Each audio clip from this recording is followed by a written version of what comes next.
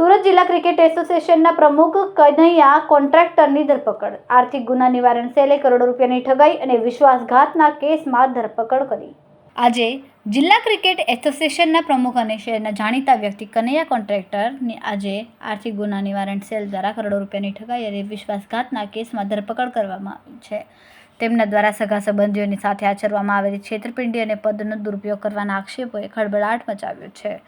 કેસની વિગત અનુસાર આરોપી કનૈયા કોન્ટ્રાક્ટરે તેમના સગા ભાઈ સ્વર્ગસ્થ હેમંતભાઈ અને ભાભી નયનાબેન કોન્ટ્રાક્ટરના નામે રહેલી પેઢીની મિલકતોના બોગસ પાવર ઓફ એટર્ની બનાવ્યા હતા.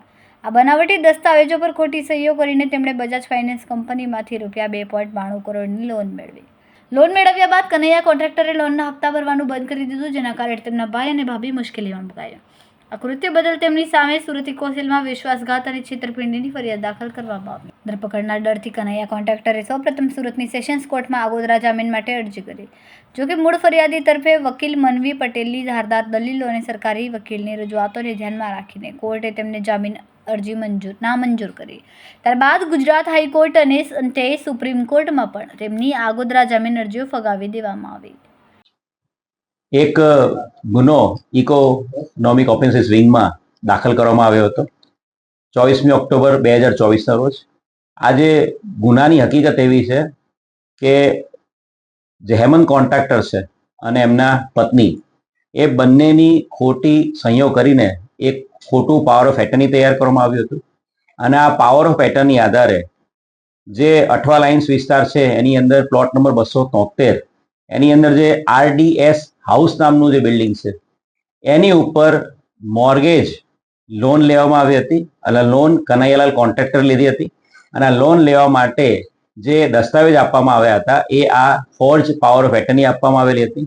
અને એના આધારે ₹2.92 લોન બજાજ ફાઇનાન્સમાંથી લેવામાં આવેલી હતી. અને આ લોનના હપ્તા કનૈયાલાલ કોન્ટ્રાક્ટરે ના ભરતા એની ઉપર 70 લાખ જેટલા રૂપિયાનું દેણું હતું. અને જ્યારે બેંકે આ બાબતે સરફેસી એક્ટ મુજબ કાર્યવાહી કરી ત્યારે જે ફરિયાદી છે અને એમના પતિ હેમંત કોન્ટ્રાક્ટરને ખબર પડી હતી કે એમની ખોટી પાવર ઓફ એટર્ની તૈયાર કરીને આ લોન લેવામાં આવી છે. અને જેના આધારે હેમંતભાઈ કોન્ટ્રાક્ટરના પત્નીની એક ફરિયાદ દાખલ કરવામાં આવી હતી. 465, 467, 468, 471, 420 મુજબનો ગુનો દાખલ કરવામાં આવ્યો હતો. આ ગુનામાં આરોપી કનૈયાલાલ કોન્ટ્રાક્ટર સૌપ્રથમ હાઈકોર્ટમાં બેલ માટે ગયેલા હતા અને ત્યારબાદ એ સુપ્રીમ કોર્ટમાં બેલ માટે ગયેલા હતા. સુપ્રીમ કોર્ટે તાજેતરમાં એમને આપેલી વચગાળાની તમામ રાહતો રદ કરી નાખી છે. અને સુપ્રીમ કોર્ટે એમની આગોતરા જામીનની અરજી છે એને પણ ડિસ્પોઝ કરી દીધી છે. અને જેના આધારે આ આરોપી કનૈયાલાલ કોન્ટ્રાક્ટર એને ધરપકડ કરવાનો માર્ગ ઓપન થઈ ગયો હતો. અને આજે વહેલી સવારે ઇન્સ્પેક્ટર હળિયા અને એમની ટીમ દ્વારા આરોપી કનૈયાલાલ કોન્ટ્રાક્ટરની ધરપકડ કરવામાં આવી છે. આ આરોપીના વિધિવત અટક કર્યા બાદ આજે એની રિમાન્ડની પણ કાર્યવાહી કરવામાં આવશે. અને જે પાવર ઓફ એટર્ની બજાજ ફાઇનાન્સમાં રજૂ થયેલી હતી એની ઓરિજિનલ દસ્તાવેજો અને અન્ય પુરાવાઓ એકત્રિત કરવાની હાલ કાર્યવાહી ચાલુમાં છે. આ જે આરોપી છે એની પાસેથી ફક્ત ને ફક્ત એની જે ઓરિજિનલ પાવર ઓફ એટર્ની છે એને ક્યાં મુકાવી રાખી છે એ બાબતે જ પૂછપરછ કરવાની બાકી છે. અત્યાર સુધી જે આરોપી છે એને હાઈકોર્ટ અને સુપ્રીમ કોર્ટ, હાઈકોર્ટમાં રાહત નથી મળી પરંતુ એને સુપ્રીમ કોર્ટમાં રાહત મળી હતી. અને રિસન્ટલી એને સુપ્રીમ કોર્ટ દ્વારા એની જે રાહત આપવામાં હતી એ વિડ્રો કરી દેવામાં આવી છે. અને એની જે પિટિશન હતી આગોતરાની એ પણ વિડ્રો કરવામાં આવી છે.